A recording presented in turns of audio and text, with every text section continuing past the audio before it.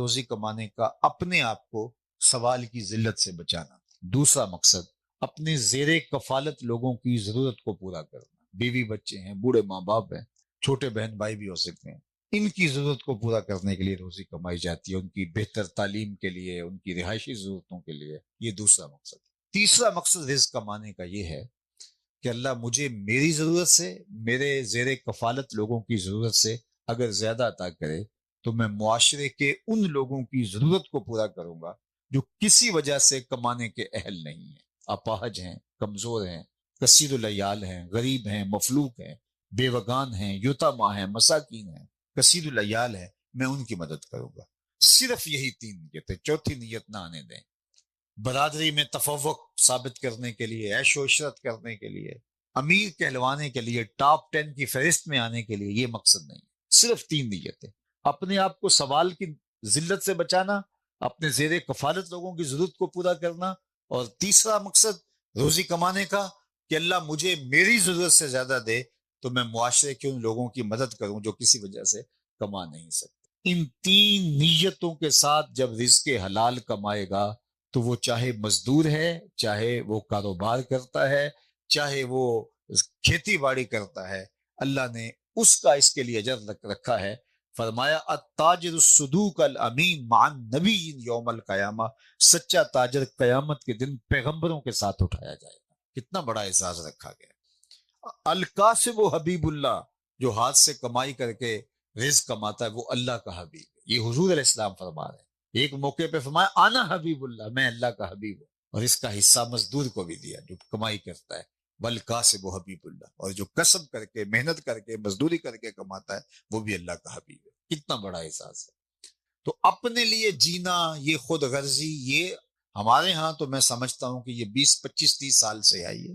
لوگوں کے اندر یہ دوڑ اتنی زیادہ ماضی میں نہیں تھی، اب بہت زیادہ ہو گئی، اور ہر شخص کو صرف اپنے سے ہی غرض ہے، جبکہ جانور، پرندے، بہائم، چوپائے، وہ بھی اپنے اندر کچھ ایک دوسرے کے لیے ہمدردیوں کے جذبات رکھتے ہیں۔ اسی لیے فرمایا کہ جب انسان بہتر ہوتا ہے تو فرشتوں سے بھی آگے نکل جاتا ہے، اور جب یہ برائی کی طرف لڑکتا ہے تو یہ چوپایوں سے بھی بدتر ہو جاتا ہے۔ اولئک کالانعام بل ہم اضل، جب یہ لڑکتا ہے تو چوپایوں سے بھی بدتر نکل جاتا ہے، ان سے بھی آگے نکل جاتا ہے۔ تو اچھا مسلمان ہونا تو بہت بڑی بات ہے، اچھا انسان بننا بھی اگر ہمیں میسر نہیں ہے تو پھر ہم کھڑے کہاں ہیں؟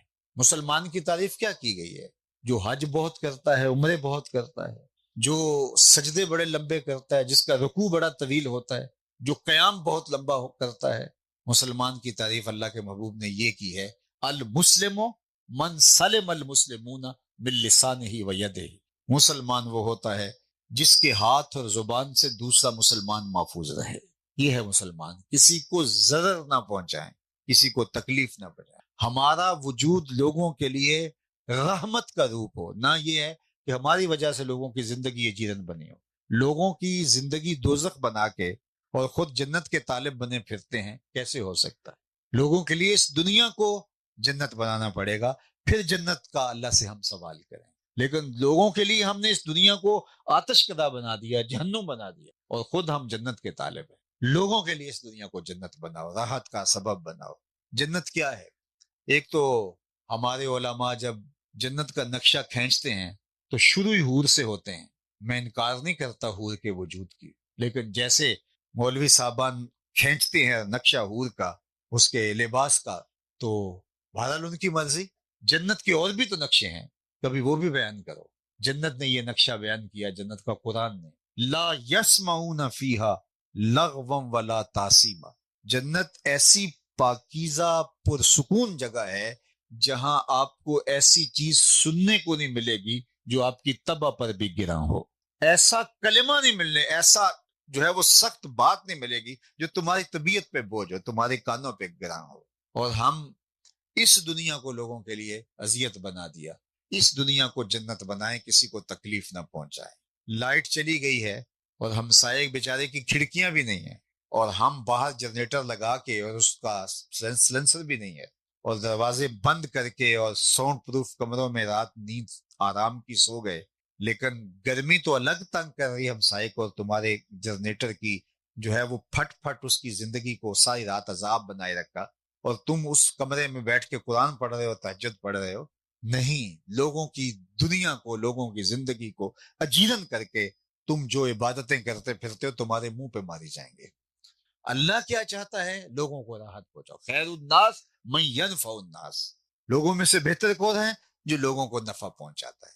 لوگوں کو تکلیف پہنچانے والا، میں بھی کہیں کہہ رہا تھا کہ 6 فٹ کی گلی ہوتی ہے، شاید آپ کے ہاں تو کھلے کھلے بازار ہوں گے، کھلا علاقہ ہے آپ کا، لیکن 6-7 فٹ کی گلی ہوتی ہے، 8 فٹ کی گلی ہوتی ہے، تو ہمارے گھر کے اندر بڑے بڑے واش روم، بڑا کچھ، سب کچھ اندر ہوتا ہے، لیکن 3 سیڑھیاں ہم نے باہر رکھنی ہوتی ہیں، اور وہ گلی ہم تنگ کر دیتے، ہم نے جو ہے وہ موٹر بھی باہر لگانی ہوتی ہے پانی والی، اور تھڑیاں بھی 3 باہر بنانی ہوتی ہیں، اور مکان بھی بہت اونچا کر کے بنانا ہوتا ہے، اور راستہ ہم روک کے ہم سمجھتے ہیں کہ یہ شاید کوئی ہم اچھا کام کر رہے ہیں۔ صاحب یہ اچھا کام نہیں ہے، اگر ممبر و محراب سے اس کے خلاف نہیں بولا جاتا، یا معاشرے میں سب یہ کرتے ہیں، تو سارے کے سارے لوگوں کے کرنے سے غلط صحیح تو نہیں ہو جاتا۔ راستے اماطۃ الاذی عن الطریق، راستے میں پڑی ہوئی کوئی چیز اٹھا کے پھینک دو، اللہ نے اس کا اجر رکھا ہے، اور تم نے تو مستقل ایسی شے ڈال دی جس کو اٹھایا بھی نہیں جا سکتا، اور تم سمجھتے ہو کہ یہ ہمارا حق ہے۔ یہ حق نہیں تھا تمہارا، قبضہ ہے تمہارا، تمہیں اس راستے پر قبضہ کرنے کا کسی نے حق نہیں دیا تھا، نہ اللہ نے، نہ اس کے رسول نے، نہ معاشرت نے، نہ ملکی قوانین نے، لیکن تم نے دھونس اور دھاندلی سے قبضہ جما لیا۔ ہم اکثر لوگ اس میں شریک ہیں، اور ہم سمجھتے ہیں یہ ہمارا استحقاق ہے۔ میں کئی جگہ یہ بیان کیا ہے، اور کئی لوگوں نے اس پہ عمل بھی کیا ہے، لیکن بہت تھوڑے، کیونکہ ہمارے ذہن کے گوشوں میں یہ سما چکا ہے۔ ہمارے گھر میں سٹور موجود ہیں، خالی کمرے پڑے ہوئے ہیں، کھلا لان ہے، ہمارے گھر کے اندر بڑے بڑے سائز کے واش روم ہے، نہیں ہے تو ان 3 سیڑھیوں کے لیے جو ہے وہ اندر جگہ نہیں ہے، اور ہم نے لوگوں کی زندگی کو جیرن بنا رکھا ہے، اور گھر سے کوڑا اکٹھا کیا اور ہم سائے کے دروازے کے سامنے پھینک۔ قریش مکہ بھی تو یہی کرتے تھے، اذیتیں دینے کے لیے۔ حضور کی سیرت کیا ہے؟ وَتَحْمِلُ الْكَلَّ وَتَقْسِبُ الْمَعْدُومَ، اور اس کے بعد چوتھا حضور کا وصف ام المومنین نے بیان کیا، وہ یہ کہ وَتَقْرِ الضَّيْفَ، آپ اونچے درجے کے مہمان نواز ہیں۔ من کانا یؤمن باللہ والیوم الآخر فلیکرم ضیفہ، جو اللہ اور پچھلے دن پہ ایمان رکھتا ہے وہ مہمان کی تکریم کرے، مہمان کی عزت کرے۔ مہمان اپنی قسمت کا کھانا آپ کے دسترخوان پہ کھاتا ہے، آ کے اپنی قسمت کھا گیا، ثواب آپ کو مل گیا، رحمتیں لے کے آتا ہے، برکتیں چھوڑ کے جاتا ہے۔ اور آدھا فقر حضرت سیدنا شیخ عبد القادر الجیلانی علیہ رحمہ و رضوان، پیر پیرا میرے میرا شاہ جیلاں علیہ رحمہ، فرماتے ہیں آدھا فقر بھوکوں کو کھانا کھلانا اور برہنہ بدن لوگوں کو لباس پہنانا، باقی سارا آدھے میں آتا ہے۔ اور فقیر اس بات پر خوش ہوتے ہیں کہ کوئی ان کے پاس آئے اور اس کے کام و دہن کی تسکین کا ہم سامان کرے۔ بابا بلے شاہ نے کہا تھا، اٹ کھڑکے دکڑ بجے تتا ہوئے چلا، آن فقیر کھا کھا جاون راضی ہوئے بھلا۔ اچھا لگتا ہے کوئی ہمارے دسترخوان۔ حضور کا وصف کیا ہے؟ وَتَقْرِ الضَّيْفَ، اور پھر کہا وَتَصْدُقُ الْحَدِيث، یہ ام المؤمنین حضور کی سیرت بیان کر رہے ہیں، یہ اسوہ ہے، نمونہ ہے۔ نمونہ اسی کو کہتے ہیں جس کو سامنے رکھ کے پھر جو ہے وہ کوئی چیز تراشی جائے۔ حضور وہ اسوہ نور ہیں کہ جن کو دیکھ دیکھ کے ہم اپنی زندگی کو تراش سکتے ہیں کہ ہم بھی ایسے آداب اور ایسی عادات اور ایسے خصائل اور ایسا طرز زندگی اختیار کرنا ہے۔ اور حضور کا وصف نمایاں کیا ہے؟ وَتَصْدُقُ الْحَدِيث، ہمیشہ سچ بولتے ہیں۔ اللہ اکبر، ہمارے اندر جھوٹ کہاں سے آ گیا؟ ہم کیوں بات بات پہ جھوٹ بولنے لگے؟ ہمارے آقا تو وہ ہیں جن کو کافر بھی صادق اور امین کہتے تھے، تو پھر کس طرح ہم جھوٹ بول سکتے ہیں؟ اللہ کے محبوب علیہ السلام نے ارشاد فرمایا کہ الا انبئکم باکبر الکبائر، میں تمہیں بڑے بڑے گناہوں کی خبر نہ دوں؟ صحابہ نے کہا بلا کیوں نہیں، ارشاد فرمائیے۔ تو فرمایا الاشراک باللہ، سب سے بڑا گناہ جس کی معافی بھی نہیں وہ ہے اللہ کے ساتھ کسی کو شریک ٹھہرانا۔ دوسرا بڑا گناہ فرمایا حقوق الوالدین، والدین کی نافرمانی کرنا، ان کو اذیت دینا۔ تیسرا بڑا گناہ، اور یہ بیان کرنے سے قبل حضور ٹیک لگائے ہوئے تھے، ٹیک چھوڑ دی، وجلسا وکانا متکئا، حضور ٹیک لگائے تھے، ٹیک چھوڑی اور بیٹھ گئے۔ فرمایا الا وقول الزور، سن لو تیسرا بڑا گناہ جھوٹ بولنا ہے۔ پھر فرمایا الا وقول الزور، سن لو جھوٹ بولنا ہے۔ پھر کہا الا وقول الزور، سن لو جھوٹ بولنا ہے۔ صحابہ کہتے ہیں کہ ہماری آرزو تھی کہ حضور اب سکوت اختیار فرما لے، ہم سمجھ گئے جو حضور بتانا چاہتے ہیں، لیکن حضور فرمائے جا رہے تھے سن لو سن لو سن لو، وہ جھوٹ ہے، وہ جھوٹ ہے، وہ جھوٹ ہے، وہ جھوٹ ہے، حضور فرمائے جا رہے تھے، اور ہم دل میں دعائیں کر رہے تھے کہ حضور خاموش ہو جائیں۔ ہماری آرزو تھی کہ حضور اب سکوت اختیار فرما لیں، حضور مشقت میں ہیں، لیکن حضور بار بار کہہ رہے تھے کیوں؟ امت کے ساتھ شفقت، اس لیے کہ حضور نہیں چاہتے کہ میرا کوئی امتی جھوٹ بولے، کیونکہ وہ امتی کاہے کا جو جھوٹ بولے۔ جھوٹا اور کذاب بھی کوئی شخص ہوتا ہے؟ اللہ کے محبوب علیہ السلام سے پوچھا گیا کہ مومن بزدل ہو سکتا ہے؟ کہا نہیں، بہادر ہوتا ہے، لیکن ہو سکتا ہے کبھی بزدلی کر جائے، کوئی کمزور لمحہ آ جائے، آخر بشر ہی تو ہے۔ پھر کہا کہ مومن جو ہے وہ بخیل ہو سکتا ہے؟ کہا نہیں، سخی ہوتا ہے، لیکن ہو سکتا ہے کبھی بخل کر جائے، بشر ہی تو ہے۔ پھر تیسرا سوال حضور سے ہوا، مومن جھوٹا ہو سکتا ہے؟ فرمایا جھوٹا نہیں ہو سکتا، یہ طے ہے، مومن ہو اور جھوٹا ہو یہ نہیں ہو سکتا۔ اور ہم کہتے ہیں سودا ہی نہیں بکتا اگر جھوٹ بولیں۔ میں کہتا ہوں جاپان والے پوری دنیا میں بیچ رہے ہیں، ہمارا ہی نہیں بکتا۔ ہمارا اندر لٹ گیا ہوا ہے، جھوٹ بول بول کے اپنے آپ کو ہم برباد کر چکے ہیں۔ ہمارے نزدیک جھوٹ کوئی عیب ہی نہیں رہا، جبکہ یہ کبائر سے ہے۔ اللہ اکبر۔ ایک حدیث سنیے، اللہ کے محبوب علیہ السلام نے ارشاد فرمایا جب کوئی شخص جھوٹ بولتا ہے تو اس کے منہ سے بدبو نکلتی ہے، جو عام لوگ تو نہیں سونگھ پاتے، لیکن اللہ کے نورانی فرشتے جو رحمت لے کے ہمارے گھروں میں آ رہے ہوتے ہیں وہ سونگتے ہیں اور ایک میل پیچھے ہٹ جاتے ہیں۔ جو رحمت کا پارسل ہمارے گھر دینے آئے تھے، ڈلیوری دینے آئے تھے، وہ ہاتھ میں لیے آگے نہیں آ پا رہے، کیوں؟ آگے جھوٹ کا تعفن پھیلا ہوا ہے، ایک میل پیچھے ہٹ جاتے ہیں۔ اور مجھے بتائیے جس گھر میں ماں بھی جھوٹ بولتی ہو، باپ بھی جھوٹ بولتا ہو، بیٹیاں بھی جھوٹ بولتی ہوں، بیٹے بھی جھوٹ بولتے ہیں، وہاں تو بدبو کے بھبوکے اٹھ رہے ہوں گے، فرشتے کتنے میل دور کھڑے ہوں گے۔ کون سے فرشتے؟ جو رحمت کا پارسل لے کے ہمارے گھر کی طرف آ رہے ہیں۔ اور ہم نے کیا سوچا؟ کسی نے جادو کر دیا، کسی نے بندش کر دی، کسی نے تعویذ ڈال دیے، پھر بھاگے عاملوں کے پاس، انہوں نے کہا تو ویلے سر آ گیا، ورنہ تو یہ تعویذ چل جانے تھے، یہ بندش تھی، یہ تو بس تیرا کچھ رہنا ہی نہیں تھا، تو اب کالا بکرا لے گیا، اتنی جمعراتیں تجھے آنا پڑیں گی اور پھر تیرا علاج ہوگا۔ کوئی 100 میں سے 1000 میں سے کوئی ایک اچھا بھی ہوگا جو شریعت بیضا پہ عمل پیرا ہو اور رقیہ شریعہ کے مطابق لوگوں کا علاج کرتا ہو، نظر تو برحق ہے، لیکن بہرحال اصل مسئلہ کیا تھا؟ اصل مسئلہ فرشتے جو رحمت لے کے ڈلیوری ہمارے گھر دینے آئے تھے وہ کئی میل شہر سے باہر کھڑے ہیں، اور جھوٹ کی وجہ سے اندر ان کی طبیعتیں اتنی حساس ہیں کہ آگے آ نہیں پا رہے، اور ہم بھاگے عاملوں کے پاس۔ اور اللہ یاز باللہ ایسے ایسے عامل بھی مارکیٹ میں آپ کو ملیں گے جنہیں غسل کرنا بھی نہیں آتا، اور آپ روز اخباروں میں پڑھتے ہیں کتنی خواتین آبرو تک لٹا لیتی ہیں، عزت لٹوا بیٹھتی ہیں، اور ہم جھوٹ بولنے کے لیے، جھوٹ چھوڑنے کے لیے تیار نہیں ہے۔ ہمارا معاشرہ بھی اس دلدل میں پھنس گیا ہے، جبکہ بے چینی اور بے قراری کیوں ہے آج معاشرے میں اتنا کچھ ہونے کے باوجود؟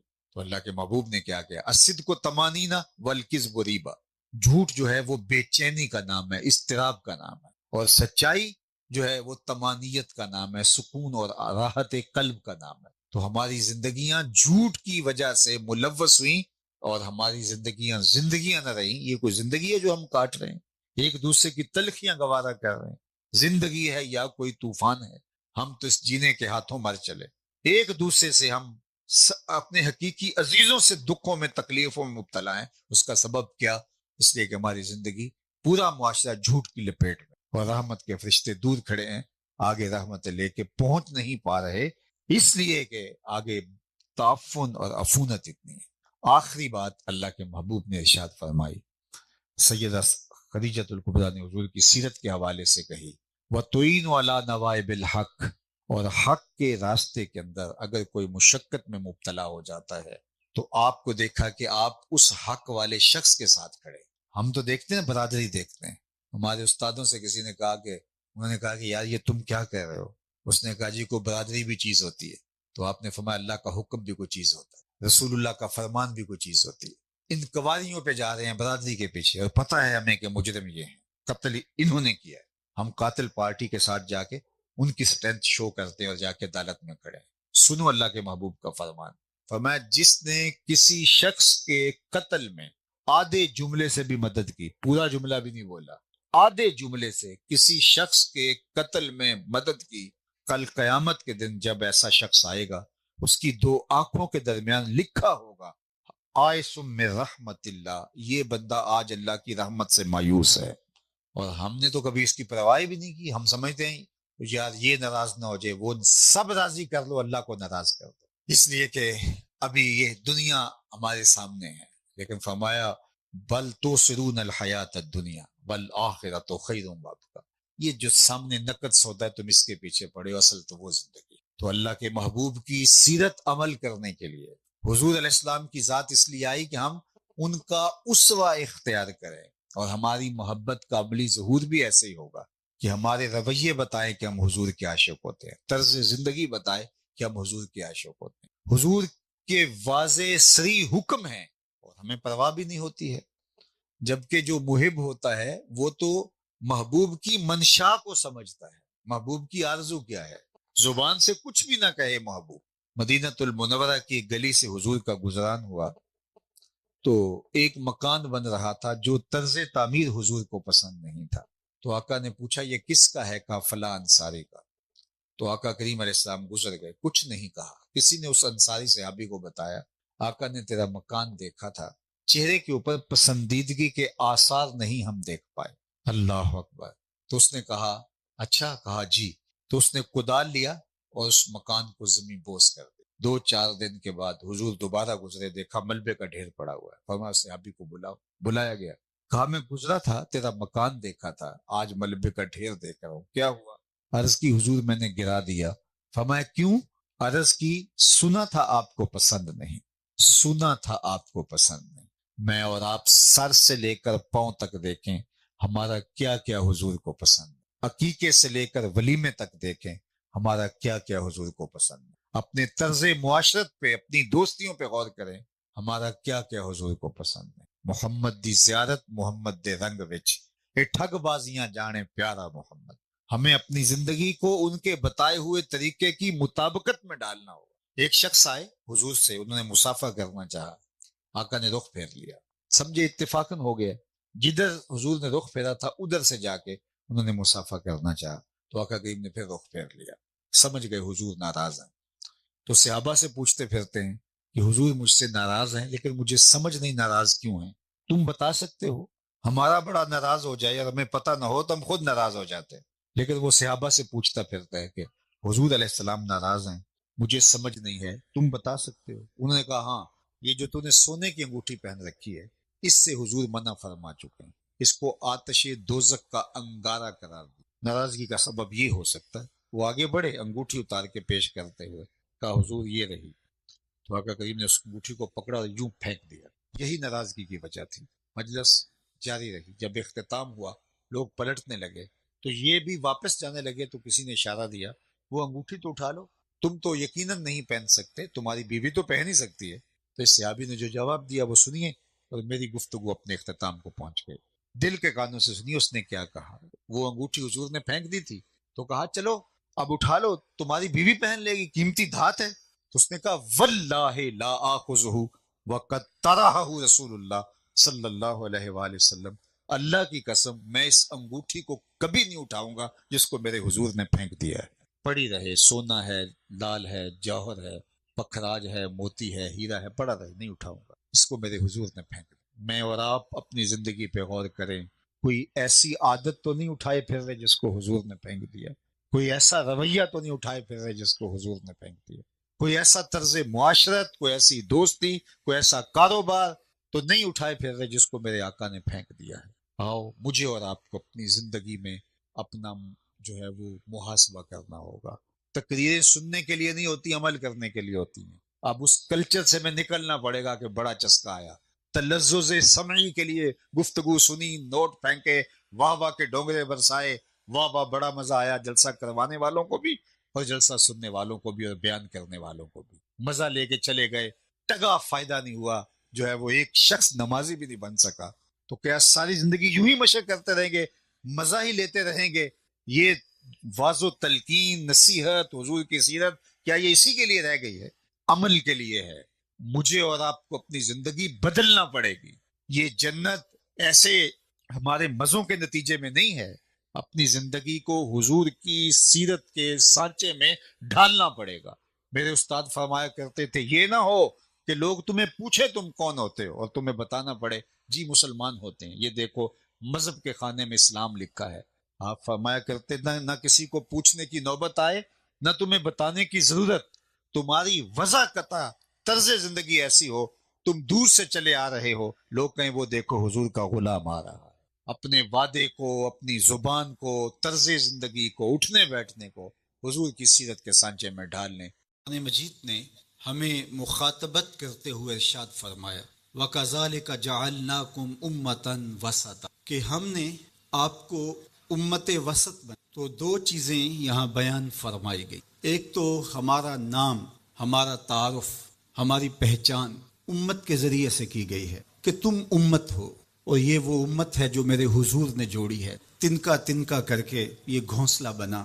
کوئی روم سے آیا, کوئی حبشے سے آیا, کوئی فارس سے آیا, کوئی مکے کا باسی تھا, کوئی مدینے کا رہائشی تھا, کوئی یمن سے سفر کرتا ہوا آن پہنچا, اور یہ ایک امت بنی. میرے حضور نے امت بنائی تھی, فرقے ہم نے بنا, امت کو ٹکڑوں میں ہم نے بانٹا ہے. استاد ابراہیم ذوق نے کہا تھا ہفتاد و دو فریق حسد کے عدد سے ہیں, اپنا یہ طریق کے باہر عدد سے ہے. حسد کے عدد نکالو تو 72 بنتے ہیں. تو کہا کہ یہ حسد کا نتیجہ ہے کہ امت فرقہ فرقہ ہو گئی اور ٹکڑوں میں بٹ گئی. مجھے بتاؤ جس نے امت جوڑی تھی اس کے قلب اطہر پہ کیا گزرتی؟ گھر میں دو بیٹے آپس میں بولتے نہ ہوں تو باپ کے حلق سے نیچے لقمہ نہیں اترتا. جس کی امت فرقوں میں بٹ گئی, طائف کے بازاروں میں, مکے کی گلیوں میں, اور کہاں کہاں میرے حضور نے اس امت کے لیے دکھ جھیلے, تکلیفیں سہی, تو یہ امت ٹکڑوں میں بٹ گئی. حضور سے ہمیں معافی مانگنا ہوگی. چھوڑ کے آپ کا دامن رحمت آقا ہم سے بھول ہوئی, کھو دی اپنی قدر و قیمت آقا ہم سے. دیکھ ہماری آنکھ مچولی, اپنے سینے اپنی گولی, بھول گئے ہم درس اخوت آقا ہم سے بھول ہوئی. بن گئے سیم و زر کے بندے, تن کے اجلے من کے گندے, لٹ گئی ہم سے فقر کی دولت آقا ہم سے بھول ہوئی. دنیا کے ٹھکرائے ہوئے ہیں تیرے در پہ آئے ہوئے, کھول دے اپنا باب رحمت آقا ہم سے بھول ہوئی. ہم سے غلطی ہوئی کہ ہم ٹکڑوں میں بٹ گئے, ہم گروہوں میں بٹ گئے, اور اس کا نتیجہ کیا ہے؟ آج پوری امت زخم زخم ہے, پوری امت لہو لہو ہے. کہا تمہاری ہوا اکھڑ جائے گی اگر تم نے حبل اللہ کو چھوڑ دیا, اللہ کی رسی کو چھوڑ دیا, تم نے رسول کے دامن کو ترک کر دیا, تم گروہی تقسیمات پہ یقین رکھنے لگے, تم نے 1.5 اینٹ کی مسجد کھڑی کر لی, تم تقسیم در تقسیم کے عمل سے گزرتے رہے, تم امت سے فرقہ, فرقوں سے جماعتیں, جماعتوں سے لابیاں, اور لڑکتے لڑکتے تم ٹکڑے ٹکڑے ہو گئے, تم کرچی کرچی ہو گئے, تو پھر تمہاری ہوا اکھڑ جائے گی, دنیا میں تمہاری کوئی عزت نہیں رہے گی. آج حضور کے قلب اطہر پہ کیا گزرتی ہوگی جب شام کی بچیوں کے منہ پہ تماچے مارے جاتے ہیں, جب بغداد میں حضور کی امت خانمہ برباد نظر آتی ہے, جب برما میں آری لے کر کے اعضاء کاٹ دیے جاتے ہیں, جب دشت لیلہ سے لے کے کندھار تک اور غزہ سے لے کے کشمیر تک لاشیں ہی لاشیں بکھری ہوئی نظر آتی, بستی بستی کریا کریا صحرا صحرا خون, بستی بستی کریا کریا صحرا صحرا خون, امت والے امت کا ہے کتنا سستا خون, امت والے امت کا ہے کتنا سستا خون. شام قدس کشمیر اور برما کس کس کا احوال کہوں, شام قدس کشمیر اور برما کس کس کا احوال کہوں, ہر سو زخمی ہر سو لاشیں ہر سو بہتا خون, امت والے امت کا ہے کتنا سستا خون, امت والے امت کا ہے کتنا سستا خون.